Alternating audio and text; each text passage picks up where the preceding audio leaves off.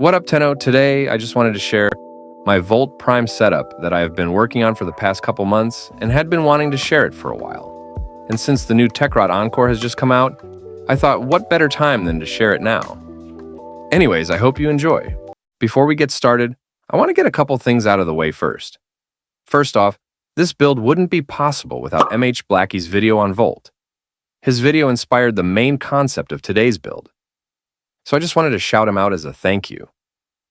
Alright, enough yap, let's get to the build. I'm going to start off the build by going over our main source of survivability. This beautiful little dagger right here, the Rakta Dark Dagger. Absolutely stellar weapon. If you don't know about this weapon, basically, it has a unique trait that makes it so that whenever you deal radiation damage with this weapon, 5% of that damage will be converted into shields.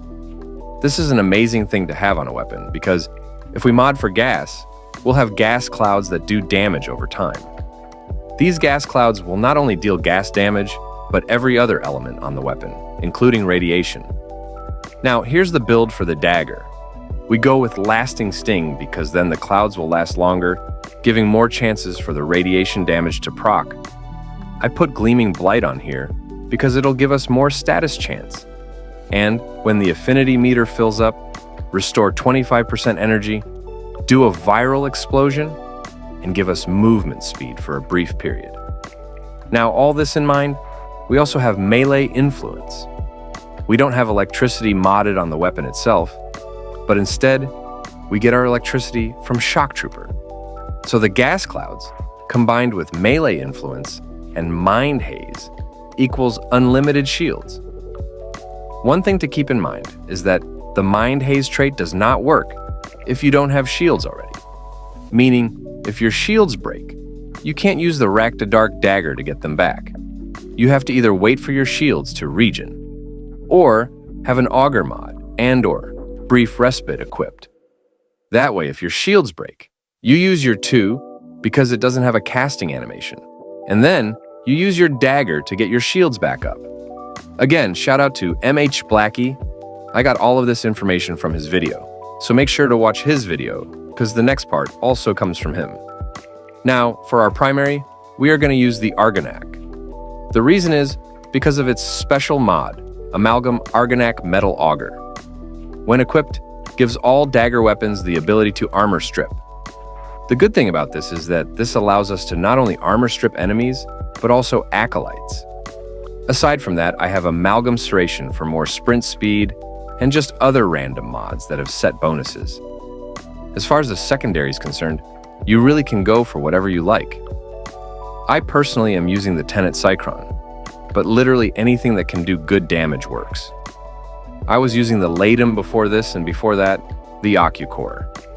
It does not matter what you use. If you wanted to, you could even go for the Epitaph as a primer and go for a pure melee build, because the Rakta Dark Dagger is that good. But one thing I do want to share is my Cycron build.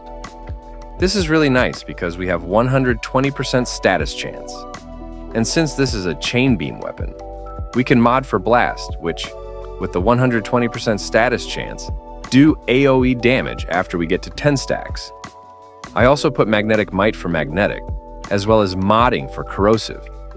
With those 3 elements, plus the viral from Nourish and electricity from Shock Trooper, we'll have 5 different status effects on our weapon, which will give us up to 600% direct damage from Galvanized Shot. This just absolutely shreds by itself. But to add on to that, we have a 6.5 critical multiplier that, paired with secondary Enervate, will get us dealing over 6.5 times the damage pretty frequently. Before we take a look at the Volt build itself, I want to quickly go over the Archon Shards.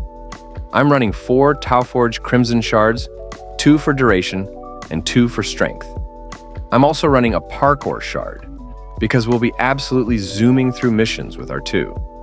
If you don't want to invest too heavily, I would recommend going for the Strength Shards first. Now, for the moment we've been waiting for, the Volt build itself. In this build, we're modding mainly for duration with narrow-minded primed continuity, augur message, and molt efficiency. We're also going in a little bit of strength with blind rage. Everything else is for our survivability, Our other arcane slot is being filled by Arcane Energize. However, with the new Techrot Encore update, it released a new arcane called Universal Fallout. I would highly recommend swapping Energize out for this, because we're going to be doing a lot of radiation with our dagger, so using this would be more beneficial than running Energize. For the companion, I'm using the Panzer Vulpafla. This is the build I'm using, and here's the Claws build. The main I want to point out is Tenacious Bond. On my Psychron, I had a 6.5 critical multiplier. But with the mods I had on the weapon itself, didn't add up to that. It was Tenacious Bond that added that extra 1.2 multiplier. Another companion I run with this setup is Deriga with the Hellstrom, because she has great status priming. Other than that, it is a pretty basic setup as far as Vulpaphyla builds go. Your focus school docent really matter. Just choose whatever you like. I'm going for Unerud. My final thoughts on this build is obviously going to be really high, because I am the one who created it, but also because I have had this setup for months and all the time, I'm finding ways to improve it. Anyways, guys, thank you so much for watching. I hope you guys got something out of it. And if you have any suggestions, please leave them in the comments so I can improve on it. Alrighty then, I'll see y'all another time. Later.